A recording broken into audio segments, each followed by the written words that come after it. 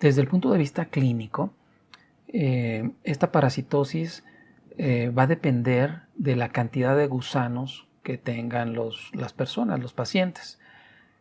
Por lo general, cuando hay pocos gusanos, digamos menos de 25 gusanos, generalmente se comportan como asintomáticos. Y bueno, pues es una parasitosis, como mencionamos, que es más común en niños. Y por lo general, cuando tenemos parasitosis leves a moderadas, pues la mayoría, como les comento, son asintomáticas, pero en ocasiones el único dato clínico que pueden tener estas personas es desnutrición y disminución de su tasa de crecimiento. Entonces,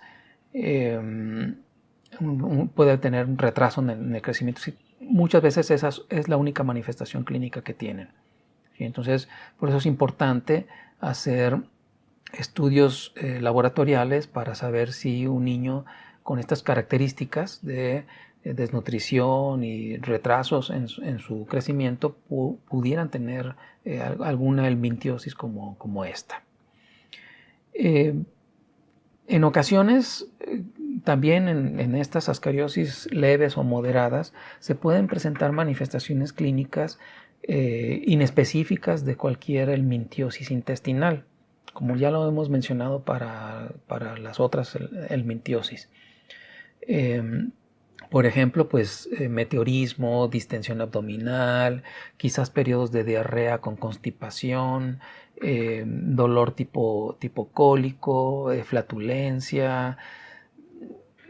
Son manifestaciones inespecíficas que pues no nos orientan a pensar en ascaris, pero quizás nos orienten a pensar en que el paciente pueda tener algún parásito de tipo de los gusanos. Pero bueno, lo importante señalar es que por lo regular en las ascariosis leves o moderadas, por lo regular son asintomáticas. En las parasitosis con alta carga de gusanos, ahí sí se presenta sintomatología y por lo regular esta sintomatología fue precedida por manifestaciones respiratorias. Dado a que mucha carga de larvas pueden hacer el recorrido de su ciclo biológico y pasar por pulmones, causando esta destrucción de la membrana alveolo-capilar y las manifestaciones alérgicas producto de las mudas que están dejando ahí estas larvas, estos gusanos. Entonces, sí se puede presentar manifestaciones respiratorias como tos, disnea, dolor torácico, puede haber fiebre, puede haber sibilancias, incluso se puede manifestar como una neumonitis intersticial o neumonitis eosinofílica. En este periodo de migración se elevan mucho los eosinófilos.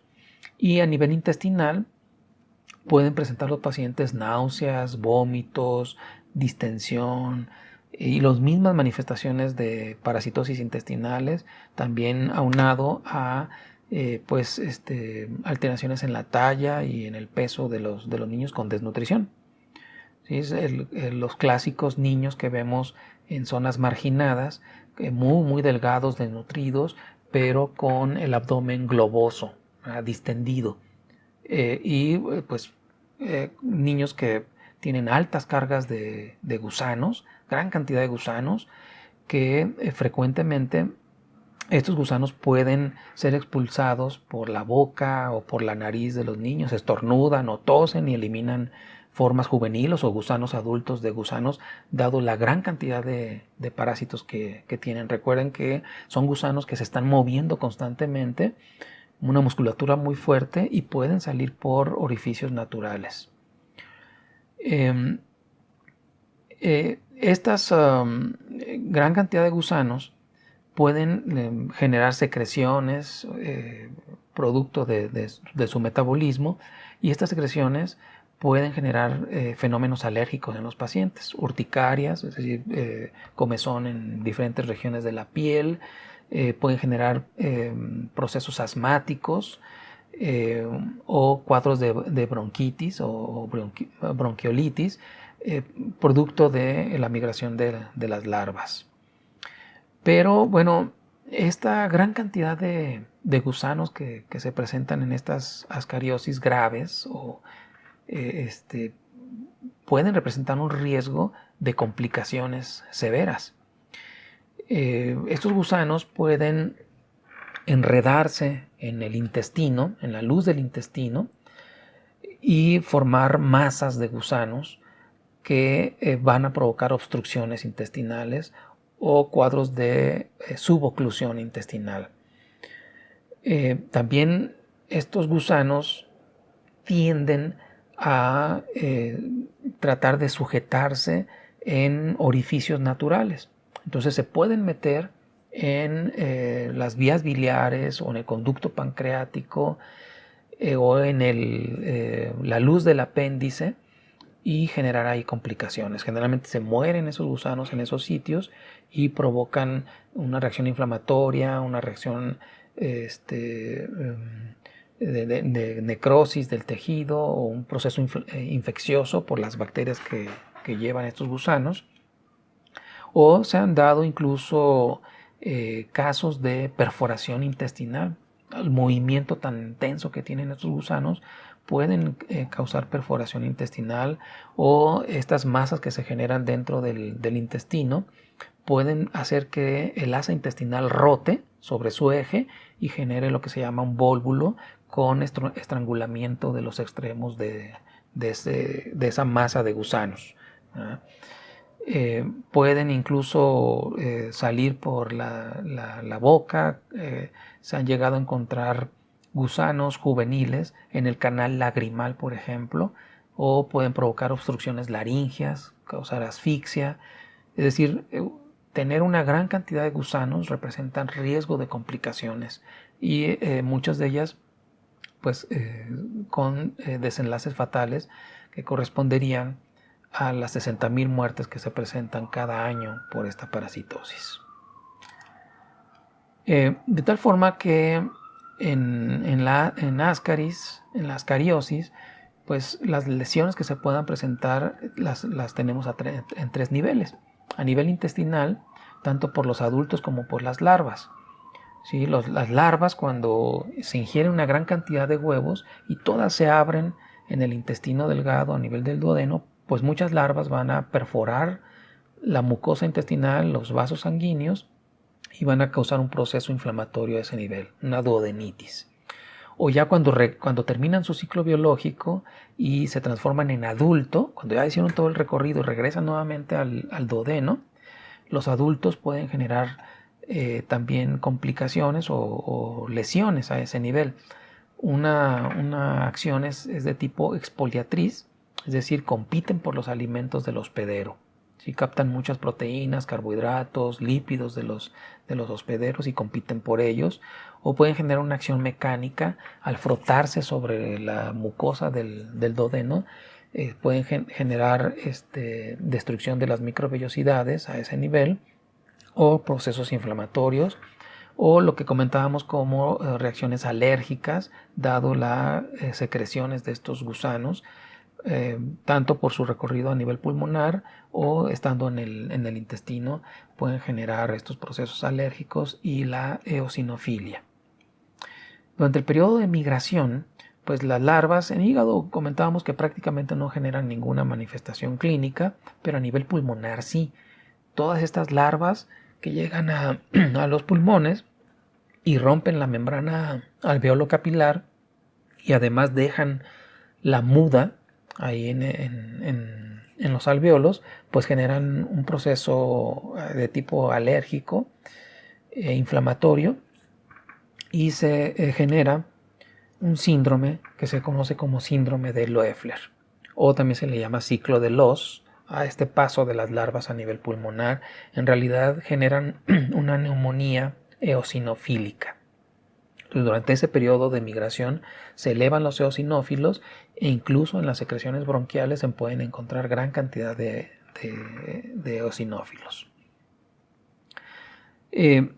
Sin embargo, también estos gusanos pueden realizar migraciones erráticas, tanto las larvas como los adultos. Los adultos ya dijimos que estando ubicados en el intestino pueden migrar a diferentes regiones, pueden ser vomitados o pueden ellos mismos con su movimiento pasar a esófago, a laringe y causar obstrucciones laringias, por ejemplo, o entrar al conducto lagrimal.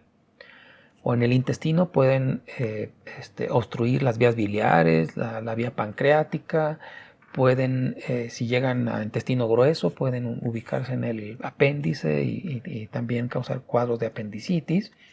Pero las larvas también pueden generar migraciones erráticas.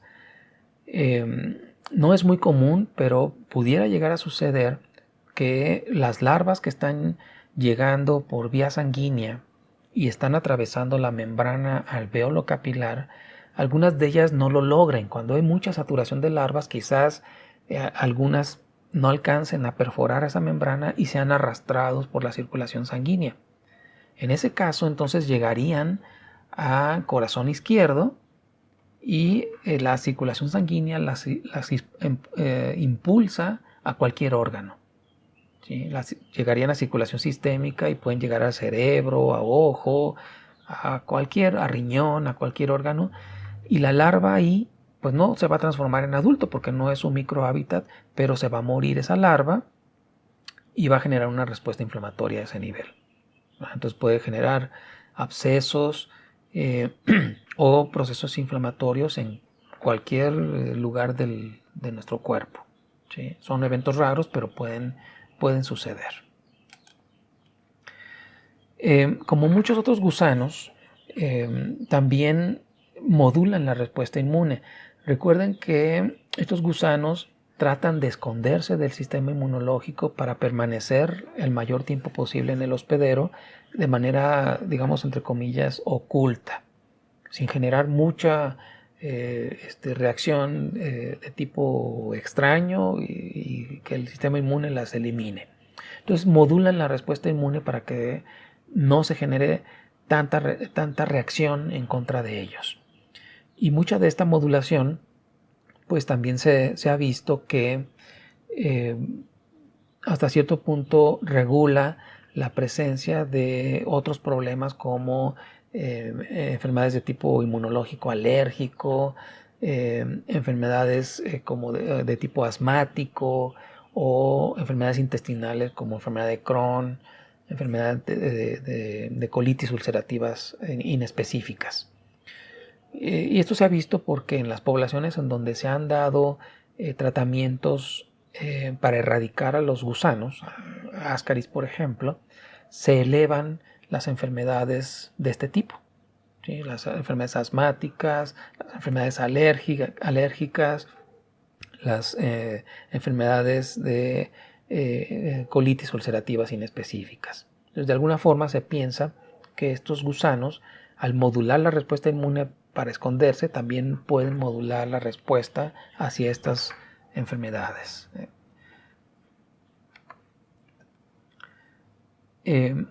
Esta modulación de la respuesta inmune, pues sucede cuando hay pocos gusanos, ¿verdad? Cuando hay muchos gusanos, cuando la carga parasitaria es muy alta, pues lejos de regular la respuesta inmune, se generan complicaciones. Entonces puede llegar a presentarse esta cantidad de gusanos a nivel del intestino. Una persona puede expulsar esta cantidad de gusanos. Esto parece pues ya más bien como espagueti con albóndigas, ¿verdad? De gran cantidad de gusanos que estaban en el intestino de personas, ¿no? Pudiendo llegar incluso, como mencionamos en las complicaciones, a provocar estas masas de gusanos o marañas, madejas de gusanos enredados unos con otros que provocan obstrucción de la luz intestinal. Entonces esta es por ejemplo una resección de un asa intestinal, intestino delgado, y bueno, aquí estaba provocando un cuadro de oclusión intestinal. Son eventos que pueden llegar a ser quirúrgicos de urgencia, ¿verdad? Aquí pues estaba asociado con un divertículo de Meckel, ¿no?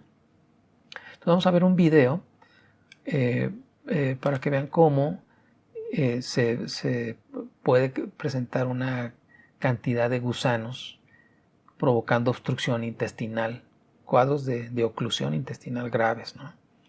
Es una cirugía en donde se están sacando una gran cantidad de gusanos. De hecho, aquí ya se ven bastantes, pero van a ver ahorita cómo sale una gran cantidad de gusanos adultos que estaban provocando pues esta obstrucción intestinal. Ahí se ve la masa de gusanos como estaban obstruyendo el tránsito intestinal.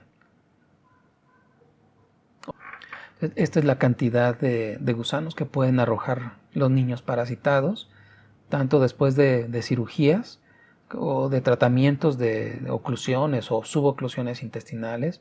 Muchas veces arrojan los gusanos simplemente colocándoles una sonda nasogástrica, hidratación parenteral y reposo, y con eso los niños logran desalojar las oclusiones y eliminan a los gusanos. Aquí, nuevamente una gran cantidad de gusanos que eliminan estos niños. Obviamente toda esta cantidad de gusanos reflejan la cantidad de huevos larvados infectantes que ingirió este paciente. Cada uno de estos gusanos provenía de un huevo que ingirió. Pues también, como mencionábamos, pues estos gusanos se pueden meter en las vías biliares, por ejemplo. Miren en esta pieza anatómica cómo se localizaba este gusano en la vía biliar, por dentro de la vía biliar. O sea, entró la mayor parte del gusano a la vía biliar. Aquí provocó un absceso. Este es parte del gusano, pero un absceso hepático. Recuerden que arrastran bacterias también. En su cutícula o en su intestino llevan bacterias. Entonces las bacterias pueden provocar también procesos infecciosos. Aquí una colangiografía. Este es el aparato de la sonda, pero aquí está la vía biliar y cómo se ve la sombra de dos gusanos que estaban metidos aquí en la vía biliar causando obstrucción. Vamos a ver un video de cómo por endoscopía logran sacar un ascaris que estaba metido justamente en la vía biliar. Entonces aquí están metiendo el endoscopio y atrapan al gusano y lo sacan. Entonces este procedimiento pues es terapéutico. Con eso se elimina el problema de obstrucción. Y finalmente pues sacan un gusano adulto que estaba metido ahí en el conducto biliar. Se han encontrado también gusanos juveniles pues metidos en catéteres o en sondas. Recuerden que estos gusanos se están moviendo constantemente. Es la única forma que tienen para mantenerse ahí en el intestino. A manera de salmones, me imagino, ¿no? Como salmones en contracorriente, manteniéndose, siempre moviéndose. Si localizan algún lugar donde puedan meterse, lo van a hacer. Tienen la fuerza suficiente para introducirse en estos orificios, como en las vías biliares, en el orificio del apéndice, las vías respiratorias, etcétera, ¿no? Si tienen la oportunidad, lo van a hacer estos gusanos. Hay casos también pues dramáticos, ¿verdad? De fallecimiento de niños por oclusiones intestinales. Este es un caso de un niño que falleció por una oclusión intestinal. No se pudo realizar la cirugía a tiempo y falleció. Y comentan en el artículo que posteriormente, cuando fueron a realizarle la autopsia, pues el patólogo encontró los gusanos saliendo de los orificios naturales. Entonces normalmente pues cuando los gusanos están en el intestino y la persona fallece, pues baja la temperatura corporal y estos gusanos empiezan a moverse tratando de ubicar sitios pues mejor adaptados para ellos, con mejor temperatura, etcétera. y empiezan a desplazarse por los tejidos. Y entonces pues salen, dada la gran cantidad de gusanos que tenía este pacientito, pues salen por la boca y por la nariz. Pues qué dramático con estas imágenes, ¿verdad? Pero pues son parte de las 60,000 muertes que se generan por ascariosis a nivel mundial, ¿no? Entonces muchas de ellas son causadas por justamente cuadros de oclusión intestinal o complicaciones de esta naturaleza. ¿Cómo se hace el diagnóstico de ascariosis? Pues se puede hacer principalmente a nivel intestinal. Se puede realizar con un coproparasitoscópico seriado, localizando huevos característicos de Ascaris. Son muy grandes, son fáciles de observar, y pues las hembras por lo regular producen 200,000 huevos al día. Entonces pues es una cantidad muy muy grande de huevos que fácilmente se pueden apreciar en las heces cuando se hacen estudios de coproparasitoscópicos seriados. También es frecuente que las personas lleven a los adultos en frasquitos, porque recordemos que pues pueden ser expulsados en las heces, o los niños los pueden vomitar, o al estornudar pueden sacar gusanos adultos o fases juveniles. Y de esta forma se puede también hacer diagnóstico de ascariosis por la identificación de gusanos adultos o fases juveniles. Recuerden que estos gusanos, su periodo de vida es corto, o sea, duran alrededor de 1 año o 2 años más o menos, a diferencia de por ejemplo, de tricocéfalos, que duraba 7 o 10 años.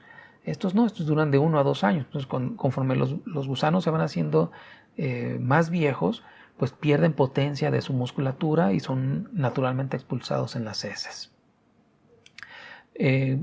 No es muy común, pero se puede hacer diagnóstico también por secreciones bronquiales, por identificación de larvas o la gran cantidad de eosinófilos en estas secreciones. El tratamiento no es muy complicado, hay alternativas, hay antihelmínticos para este gusano muy eficientes. Tenemos el grupo de los benzimidazoles, el albendazol es el antihelmíntico de primera elección, digámoslo así. Se puede usar en una dosis única, 400 miligramos, o durante 3 días. En los niños por lo regular se usa a esta dosis, y por lo regular funciona muy bien. Una sola dosis elimina a los gusanos. El mebendazol también es del grupo de los benzimidazoles, funciona también muy bien para esta parasitosis. Y tenemos otros 2 grupos de antihelmínticos que actúan sobre los receptores colinérgicos de la musculatura de los gusanos, provocándoles parálisis espástica en el caso del pirantel y parálisis flácida en el caso de la piperacina. Y también se ha visto que tiene efecto la nitazoxanida. Recuerden ustedes que la hemos mencionado mucho para otros gusanos, incluso para protozoarios como giardias o amibas, ¿no? Entonces, faltan estudios todavía, pero parece ser que tiene buen efecto contra Ascaris. De cualquier forma, el medicamento de elección sería el albendazol. Algunas consideraciones del tratamiento: tomar en cuenta que estos antihelmínticos actúan básicamente sobre las fases de adultos y las fases juveniles intestinales. Entonces, dado estas características, es importante que el tratamiento se dé nuevamente al mes o a los 3 meses para permitir que los gusanos que están migrando todavía por el cuerpo de la persona, del paciente, lleguen a intestino, se transformen en fases juveniles o adultas, y nuevamente les podemos dar otro ciclo de tratamiento para ahora sí asegurar la curación del paciente. En algunas zonas endémicas con grandes cargas parasitarias, y dependiendo de las políticas gubernamentales, se han realizado tratamientos masivos en la población para desparasitar. Aquí sí quisiera ser muy enfático que estos esquemas de tratamiento que se dan a personas en forma masiva, sin necesidad de hacer estudios previos y sin la necesidad de que el paciente tenga sintomatología intestinal, solamente se dan en condiciones especiales, ¿sí? En condiciones donde los estudios epidemiológicos lo permitan. No lo debemos de confundir con el hecho de dar tratamientos rutinarios de desparasitación a la población general, ¿sí?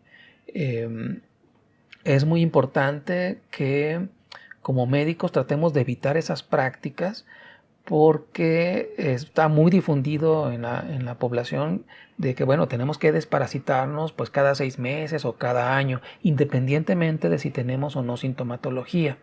Esas son prácticas que debemos evitar, ¿sí? Es importante dar tratamiento pues cuando tenemos la parasitosis. ¿Y cómo sabemos si tenemos o no la parasitosis? Si la mayoría de las ascariosis, como dijimos, son asintomáticas. Pues muy bien, exactamente, haciendo estudios laboratoriales, coproparasitoscópicos. Eso sí los podemos hacer cada 6 meses o cada año, dependiendo de la situación epidemiológica de la región donde vivan las personas. Si la persona sale con ascaris o con algún otro gusano, pues se le da tratamiento o algún otro parásito. Pero si no tiene, ¿para qué se le da? Lo que se está exponiendo con dar tratamientos cada 6 meses o cada año para desparasitar, entre comillas, pues es favorecer la resistencia de estos gusanos a los antihelmínticos. Ya se están generando resistencias de muchos gusanos a antihelmínticos.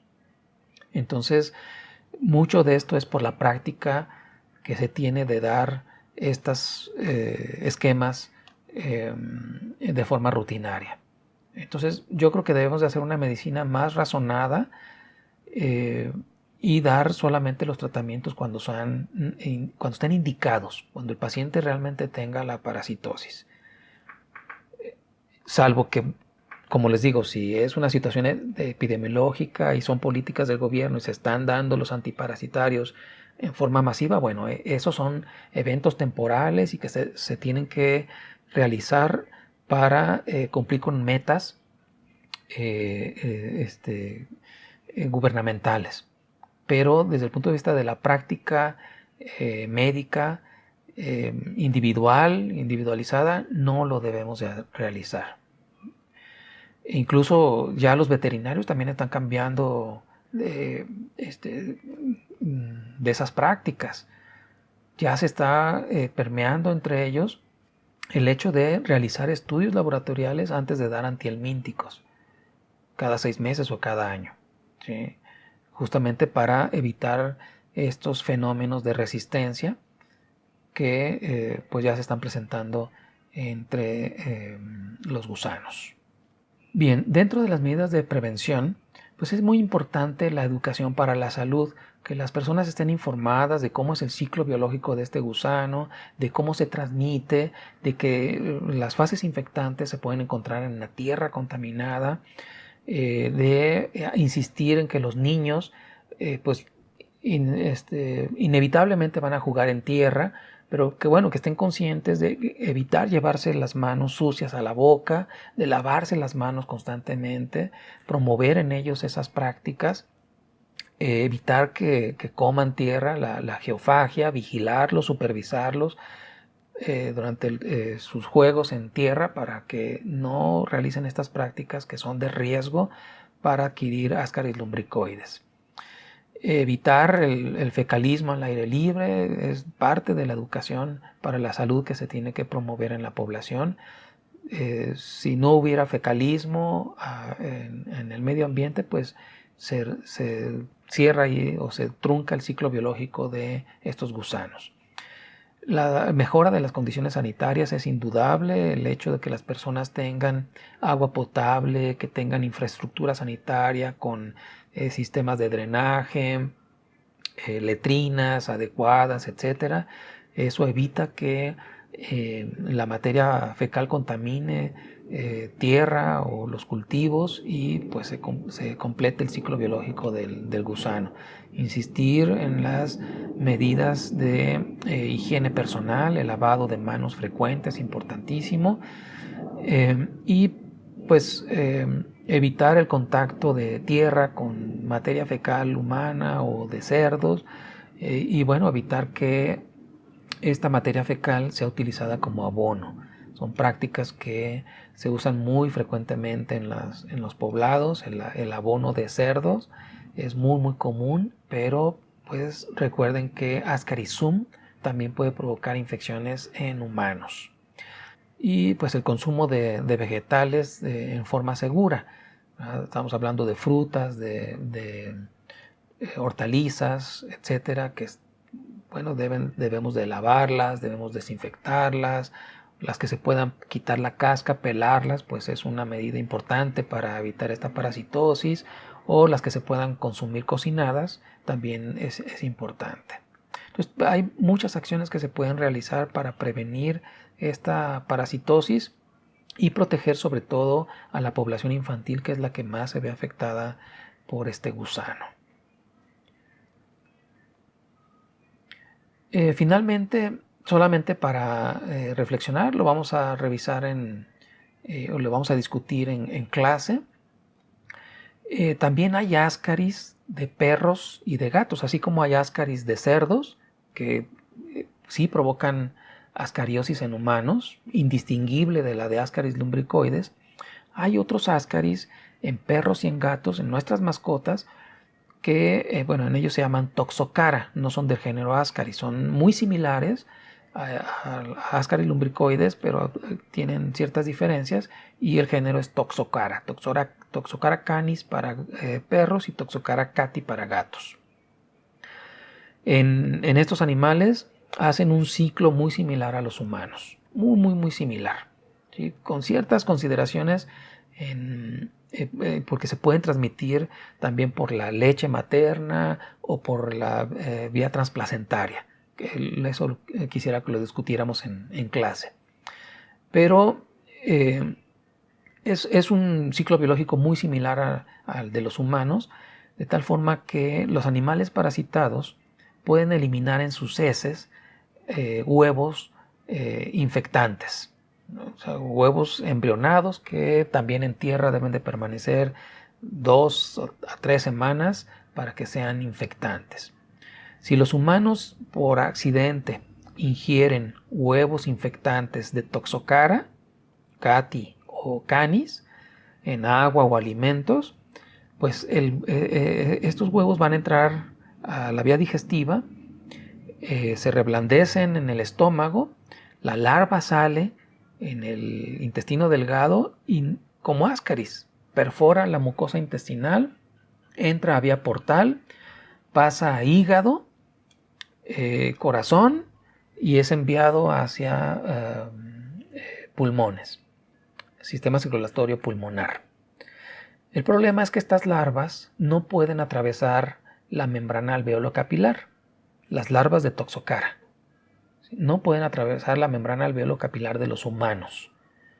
Y entonces siguen su recorrido. Y si siguen su recorrido, todas estas larvas van a pasar a circulación sistémica. Y entonces todas estas larvas se van a atorar en capilares de ojo, de cerebro, de hígado, de riñón, de pulmones, y van a generar una enfermedad que se llama larva migrans visceral. Esas larvas se mueren porque no es su único hábitat ideal, se mueren, generan una reacción inflamatoria y provocan manifestaciones clínicas en los humanos. Entonces imagínense una larva de unas 300, 400 micras localizada en el globo ocular, la reacción inflamatoria que va a generar. Puede provocar, puede ser causa de ceguera, ¿sí? O imagínense una larva de esas dimensiones que se atoró en los capilares del sistema nervioso central, del cerebro. La reacción inflamatoria que va a generar ahí se va a comportar como un tumor y puede provocar pues, cuadros desde cefaleas, convulsiones, alteraciones psiquiátricas, alteraciones motoras, etcétera, dependiendo de en donde se haya ubicado la larva. Entonces, el convivir con mascotas que puedan estar parasitadas con estos toxocaras puede representar un riesgo para los humanos. Las excretas de estos animales pues, pueden representar un riesgo. Entonces, es importante también mantener la buena salud de nuestras mascotas o de animales que puedan estar en la vía pública. Hacer un análisis de su materia fecal, si tienen los gusanos, desparasitarlos. ¿De acuerdo? Entonces aquí es importante el concepto de una sola salud, como la salud de las mascotas también influye en la salud de los humanos. Y al revés, también hay casos en los que nosotros podemos transmitir parásitos a las mascotas o a los animales. Entonces estamos interrelacionados. Entonces, pero eso me gustaría que lo analizáramos, estudien un poquito de Toxocara y lo revisamos un poquito más en clases. Por lo pronto sería todo de este tema y muchas gracias por su atención. Hasta luego.